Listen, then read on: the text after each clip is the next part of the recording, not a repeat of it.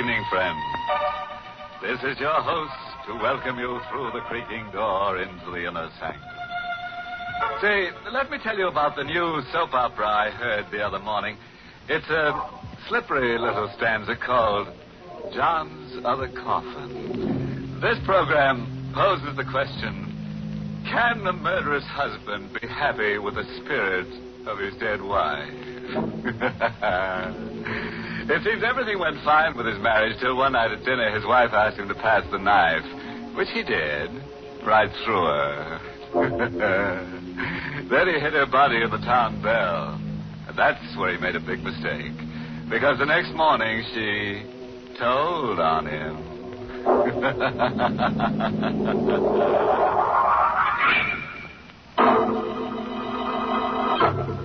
Tonight's Inner Sanctum mystery, Only the Dead Die Twice, was written by Ed Adamson and Bob Sloan and stars Larry Haynes in the role of Johnny with Alice Reinhardt as Vera. Well, folks, sit right down and make yourselves uncomfortable.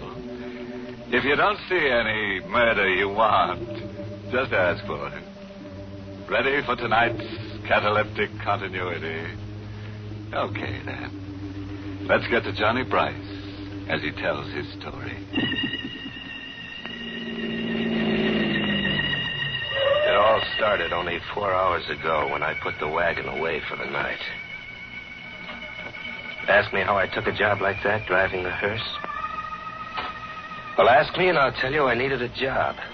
Any kind. But it's a job you never get used to. All the time there's that box riding in back of you. 4 hours ago, I got out of the wagon and started to head for Joe's Grill. But I never got to Joe's. Hello. She was standing at the door. Even in the bad light of the garage, she did things to a dress that knocked your eyes out. So I picked up my eyes and looked again. I've been waiting for you. All your life? An hour of it anyway, Johnny. Hey, you know my name. Mm-hmm. Johnny Bryce. I know a lot about you. That puts you one up on me. I'm Vera Craig. I've got something that might interest you, Johnny. Vera, you've got plenty that interests me. I've got $1,000. See? Hey, that stuff almost looks real. It is real, and it's all yours, Johnny. All you have to do for it is use that hearse. What? There's a body I want you to take away. Whose body? Alex. And who is Alec? My husband. He's in our apartment. It's 23 Grove Street. Well, the parlor handles the orders. Why didn't you call them? I couldn't. Why not? My husband has been murdered. Oh. Then you call the cops. The cops like to know about things like that. I can't call the police. You see, I murdered Alec. You killed him? Yeah. I murdered my husband.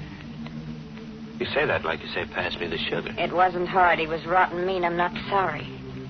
I've got to get rid of the body. All you have to do, Johnny, is to get it out of the apartment and bury it. Take it out?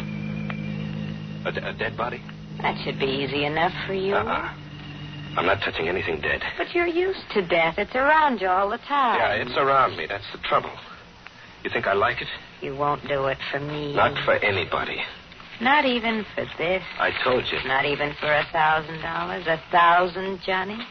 10 $100 bills, see? Look, will you stop sticking that dough under my nose? You can do a lot with $1,000, Johnny. Will you stop it? Think of what 1,000 can do for you, Johnny. You say you don't like your job. I hate it. And you won't have to be sick with your work anymore. You can get away from it forever. Forever? This will be the last time you'll have to drive a hearse. All you have to do is get rid of Alec's body. $1,000, all for you. It'll free you, Johnny. What do you say? $1,000. What do you think I say? I drove the wagon to the address Vera gave me and parked it in the side alley. The house was one of those broken-down brownstones. The halls were dingy and creepy. I was trying to find the door with the name Craig on it. The hall was so dark I didn't see him standing there. You looking for something, mister? What? Yeah, what's the matter, I scare you? What are you doing here? And that's just what I was going to ask you. I don't like people sneaking around these halls. I'm the super. Oh, the super. Yeah, what do you want here? Nothing. Well, then what are you looking at the doors for? I've been following you. Well, I'm trying to find a friend's apartment. Yeah, who's your friend? I could tell in the apartment. No, thanks. You don't have to bother. I can find it. Look, mister, I don't like the way you act. Maybe I should call a cop. A cop? Yeah, you heard me. Oh, look, you don't have to call a cop. I told you I'm looking for a friend. Yeah, but you still didn't tell me your friend's name. Okay, he's Alec Craig. Oh, Mr. Craig, huh? Well, why didn't you say so? That makes things different. Mr. Craig's apartment's up on the next floor. Rear of the hall. Rear of the hall. Thanks. Hey, wait a minute. Yeah? What is it? No use going up there. Mr. Craig ain't home. But I was... Yeah, he ain't home. He ain't been home all evening. If he was home, I'd have seen him come in, sure. Okay, then I'll talk to Mrs. Craig instead. You can't do that, mister. He ain't married. There ain't no Mrs. Craig. What kind of a gag was this? The super said there wasn't any Mrs. Craig. Then who was Vera? Well, after the super walked away, I went upstairs. The door to Craig's apartment was part open. I pushed it the rest of the way and walked in. The living room was as cold and gloomy as a morgue. I wanted to turn and go out, but something kept pulling me. Ask me and I'll tell you it was death. You couldn't see it, but you knew it was there, and you couldn't make it let go of you. Pulled me right through to the next room. Alec Craig was there, just as Vera said. On his white shirt, there was a big red circle. And on the floor next to him, a carving knife. Stained with the same red. I walked out of the room. $1,000 or no $1,000. I couldn't touch him, not for a million. I got to the front door and opened it. Hello. He was standing there in the hall right in front of the door. A big guy in a black hat and coat. I was just going to ring the bell. My name's Steve Maxton, detective, first grade, 16th precinct. You Alec Craig? No. I'm a friend of Craig's. Oh, I want to see Craig. Well, he's not home. Who are you? Johnny Bryce. You're sure Bryce Craig isn't home? I just told you nobody's in there. Okay, then suppose you come inside with me. We'll wait for Craig. Well, he's not coming back tonight. Go on, do like I tell you. Get inside. What is this? What do you want with me? I just got a call to get over here. The guy who called said there was a murder. Murder? That's right. He said that Alec Craig was here in his apartment. Dead. If I had gotten out of that apartment a minute before, this never would have happened to me. But now I was stuck. I warn you, Bryce, don't try any phony moves. Oh, you got this wrong, Maxton. Somebody's playing a gag on me. Maybe. Craig isn't here. You can see nobody's here. We'll look in the next room. There wasn't a thing I could do. When we went into the room where Craig was, I kept my eyes straight ahead. I didn't want to look down and see him again. I guess you were right, Bryce. Somebody was playing a gag on me. It wasn't possible. I couldn't believe it. There wasn't a body on the floor. There wasn't a murder knife. There wasn't a single trace of death.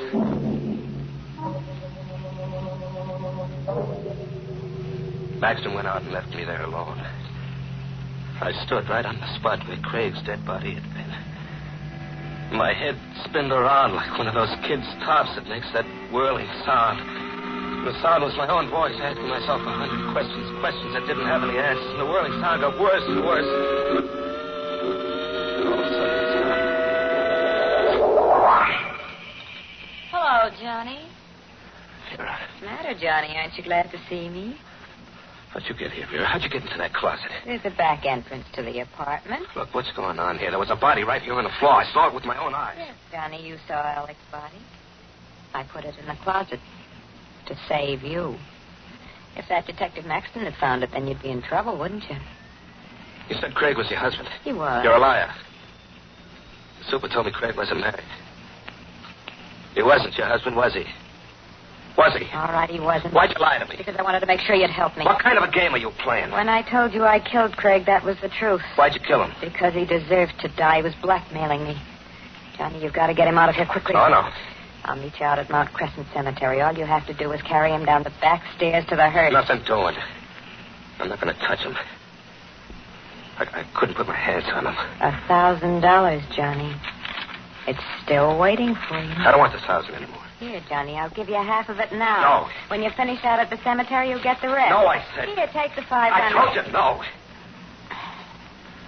Now, look what you've done. You only have to pick it up. I'm not going to pick it up. I don't want any part of your lousy dough. Keep it. The deal's off. Oh, no, Johnny. The deal isn't off at all. Not a bit. You're going to do exactly as agreed. Money or no money, you've got to. Now. No. What do you mean? You told me you spoke to the super. He saw you here. They'll find Craig's body if you don't take it out. So they'll find it, so what? That detective, Maxton, he knows you now, Johnny. The detective remembers a face. They're good at that. If Craig's body is found, you'll be blamed for the murder. Why, you dirty little... So that's it. Yeah, that's it. And there's nothing you can do about it, Johnny. Absolutely nothing.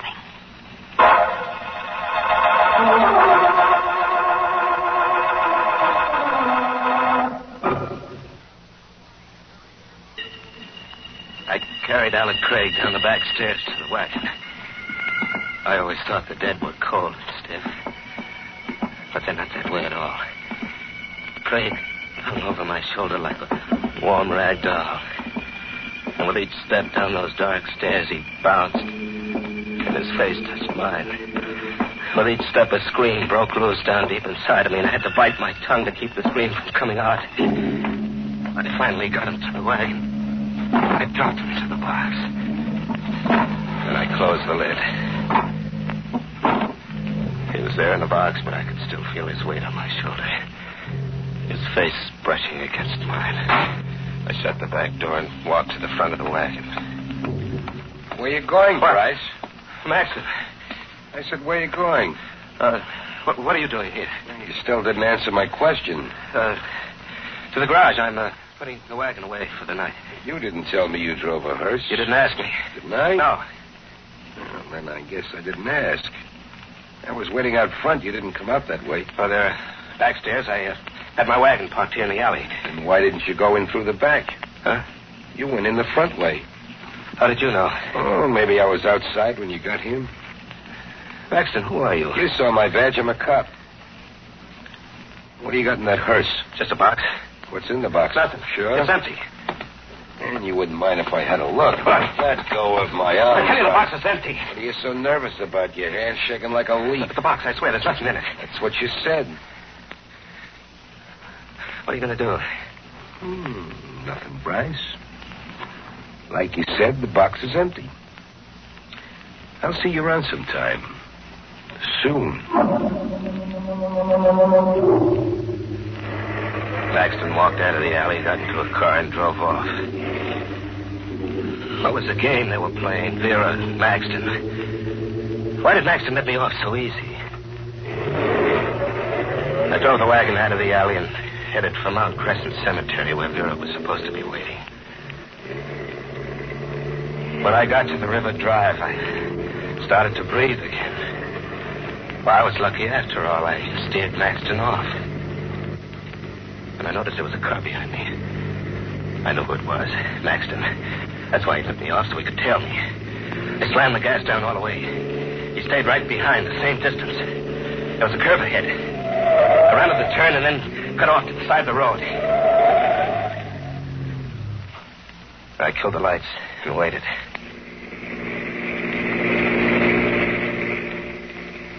Maxton's car whipped by. I got out of there fast and took a back road for my date with Vera at the cemetery.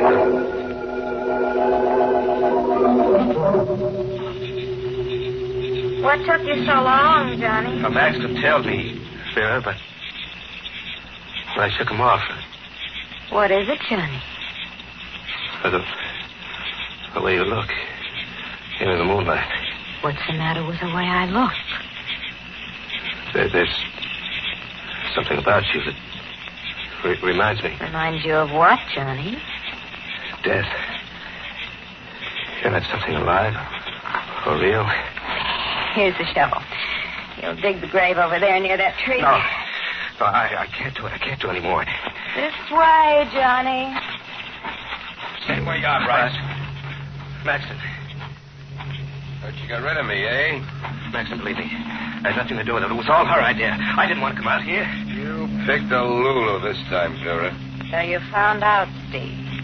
What are you going to do? What is this? A nice yellow Lulu. He tries to pin it all on you. What are you two talking about? Now, this is the spot where you two have been meeting. Meeting? Cut the act, Bryce. I don't get You're wasting your breath. That's not going to save you. I told my wife if I ever Your wife? caught her... Vera's your wife? No use, Johnny. There's nothing we can do about it now. But now I don't... you'll find out everything about us. Maxton was holding the gun level at Vera. She was right. He'd find out everything. Craig's body was a few yards away in that wagon. I couldn't let Maxton find that body. I waited a second. I jumped out. Saw the gun fly out of his hand. I held him by the coat collar. He brought his right all the way around. I ducked just in time. Then I buried my fist in his middle. I heard the wind go out of him. Then he dropped to the ground. Come on, Phil. Let's get out of here. No, Johnny. He'll be around soon. We can't go yet, Johnny. Don't you see? See what?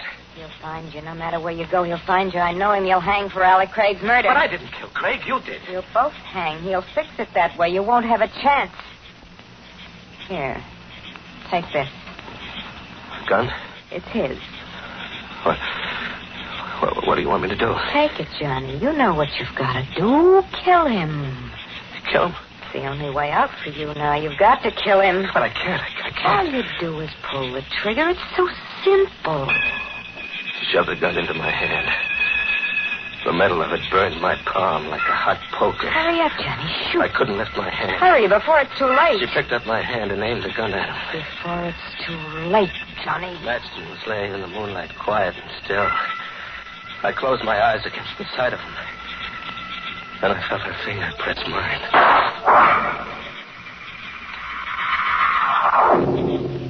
I buried Maxton.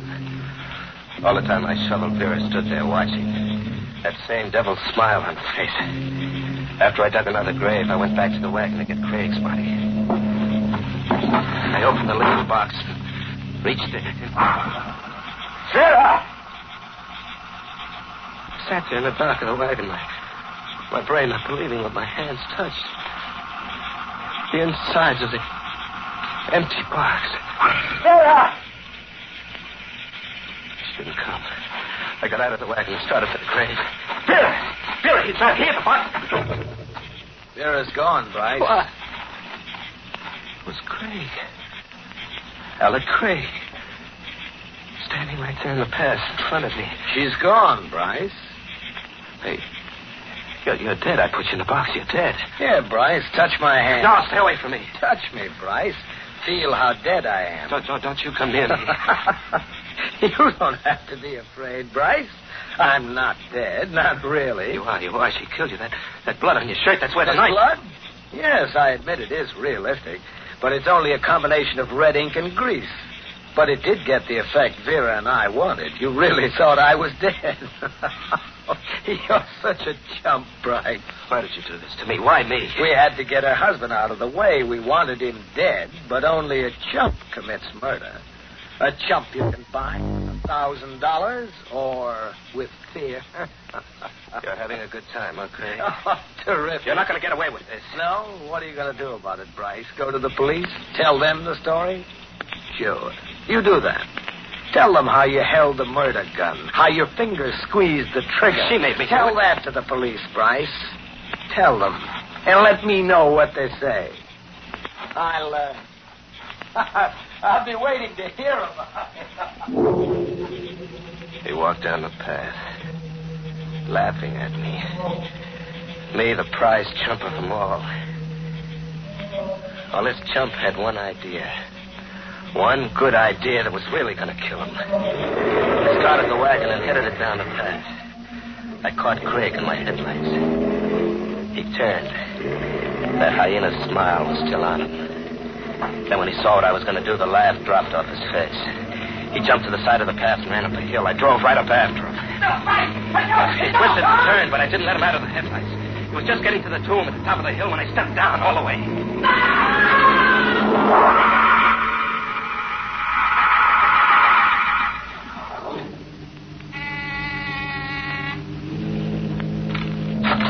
Alec, what took you so long? Hello, Vera. Johnny. What's the matter? Aren't you glad to see me? What are you doing here? We'll talk about it inside. There's nothing to talk about. I said I'm coming in. Get out of here. There's no way to treat an old friend. Craig told me all about it. How you framed me into the murder. Of course he told you. It was all my idea. Cute idea. Told you before, there's nothing we have to talk about it, so you might as well leave. You're expecting Craig, is that right, Vera? None of your business now. Either you get out Craig won't be here. What? He couldn't make it, Vera. On account of he's dead. Dead? That's right, good and dead. You should have heard him scream when the wagon hit him. You should have heard him, Vera. You're lying. You wouldn't do a thing like that. You're not a murderer. Sure I am, Vera. You made me a murderer. Remember this gun, don't you, Vera? Johnny, listen. All you do is pull the trigger. It's so simple, remember? Johnny, that's $1,000. Oh, yeah. I have 1,000. This is where I came in. You can have it now. I can do a lot with $1,000. Right, Johnny, that's right. You can get away from everything you hate. You won't have to be near death anymore. You can be free of it forever. The phone. What are you... 1,000. Is it all there, Vera? Johnny, yes, all of it, and it's yours now. You've earned it. Operator. The police. Police? Johnny, what are you doing? Why are you calling... Hello? My name's Johnny Bryce. I want to report a murder. Oh, you crazy fool. They'll hang you. The one who was killed? Her name is Vera Maxson. No. The address is 23 Grove Street. The killer? Sure. His name is Johnny Bryce. No, Yeah, that's right, me. Oh, I'll be waiting right here for you. Johnny, don't do it, please. You can have 1,000. Even more, 3,000, Johnny. 5. Listen, Johnny. Even more than 5. I'll get you as much as you want. Anything. Johnny, stop.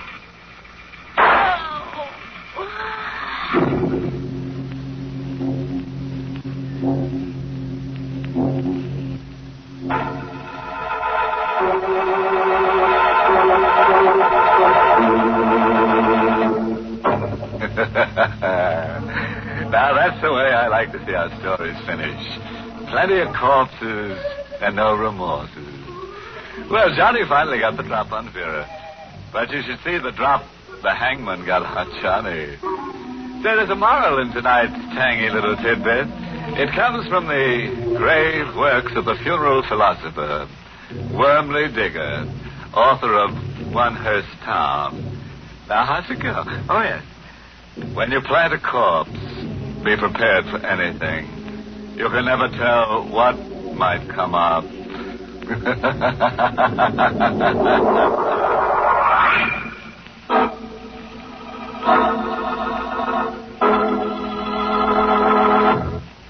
Good night. Pleasant dreams.